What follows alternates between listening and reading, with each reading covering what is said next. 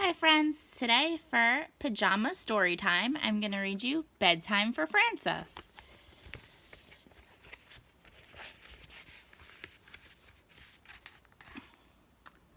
The big hand of the clock is at 12. The little hand is at 7. It is 7 o'clock. It is bedtime for Frances. Mother said, "It is time for bed." Father said, "It is time for bed." Frances said, "I want a glass of milk." "All right," said Father. "All right," said Mother. "You may have a glass of milk." Frances drank the milk.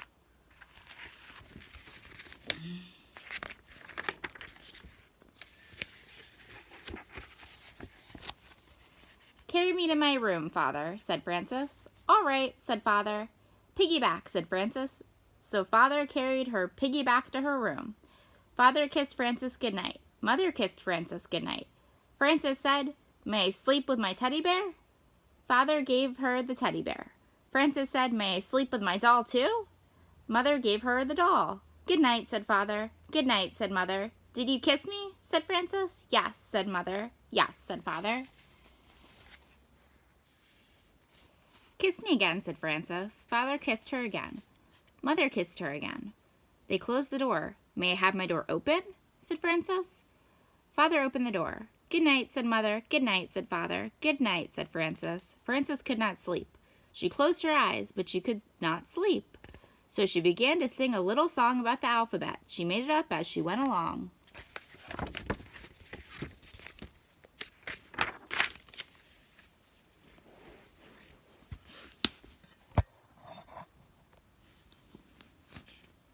A is for apple pie.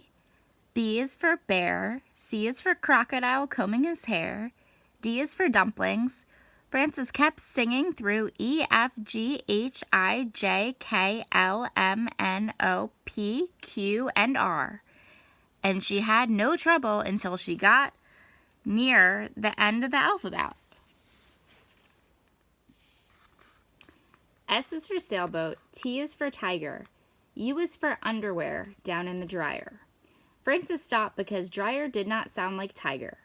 She started to think about tigers. She thought about big tigers and little tigers, baby tigers and mother and father tigers, sister tigers and brother tigers, aunt tigers and uncle tigers.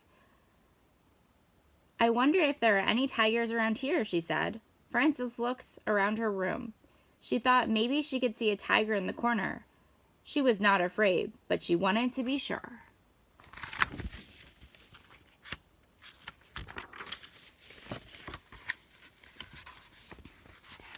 So she looked again. She was sure she could see a tiger. She went to tell Mother and Father. "There is a tiger in my room," said Frances. "Did he bite you?" said Father. "No," said Frances. "Did he scratch you?" said Mother. "No," said Frances. "Then he's a friendly tiger," said Father. "He will not hurt you. Go back to sleep." "Do I have to?" said Frances. "Yes," said Father. "Yes," said Mother. Father kissed her. Mother kissed her. Frances went back to bed and finished her song on the way. She closed her eyes again. She still could not sleep. Frances opened her eyes and looked around. She saw something big and dark. Giants are big and dark, she thought. Maybe that is a giant. "I think it is a giant. I think that giant wants to get me." She went into the living room.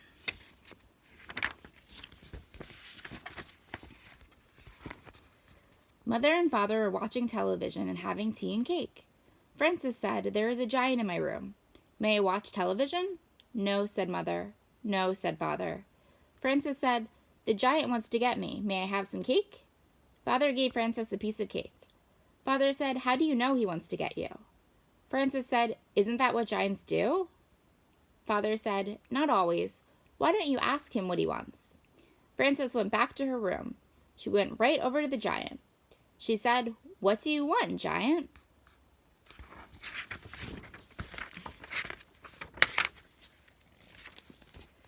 She took a good look at him.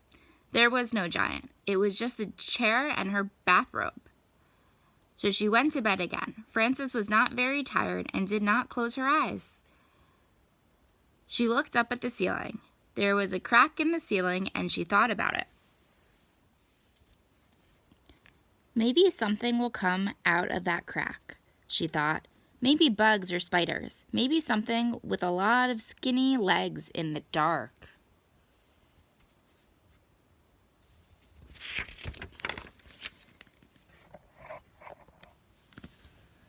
She went to get Father. He was brushing his teeth. Frances said, "Something scary is going to come out of the crack in the ceiling. I forgot to brush my teeth." Father said, "You brush your teeth and I will have a look." Frances brushed her teeth. Father came back and said, "Nothing can come out of such a little crack. But if you are worried about it, get somebody to help you watch. You can take turns."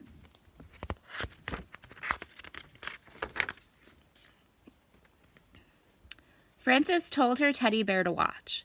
They took turns for a while. Then Frances got tired of it and let Teddy do all the watching. Frances got up and went to the bathroom. When she came back, she was not sleepy at all. The window was open and the wind was blowing the curtains. "I do not like the way those curtains are moving," said Frances. "Maybe there is something waiting, very soft and quiet. Maybe it moves the curtains just to see if I am watching." She went into Mother and Father's room to tell them.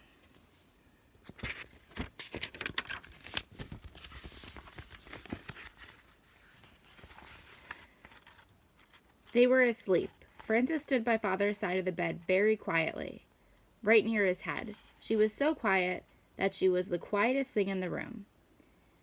She was so quiet that Father woke up all of a sudden with his eyes wide open. He said, "Umph!"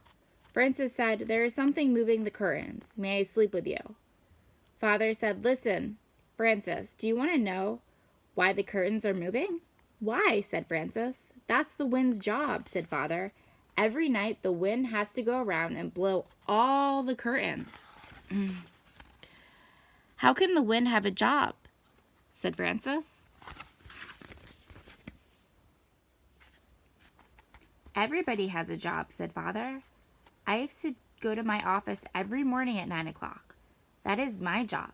You have to go to sleep so you can be wide awake for school tomorrow. That is your job." Frances said, "I know, but..." Father said, "I have not finished. If the wind does not blow the curtains, he will be out of a job. If I do not go to the office, I will be out of a job. And if you do not go to sleep now, do you know what will happen to you?" "I will be out of a job," said Frances. "No," said Father. "Mommy and Daddy won't be happy," said Father. "Okay," said Frances. "Good night," said Frances, and she went back to her room. Frances closed the window and got into bed. Suddenly there was a noise at the window. She heard bump and thump. "I know something will get me this time," she thought.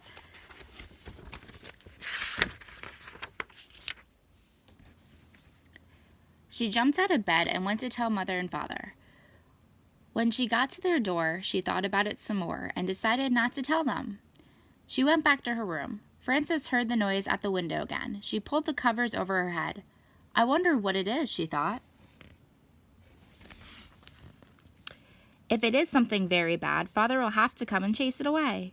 She pulled off the covers and stood on her bed so she could look out the window. She saw a moth bumping against the window.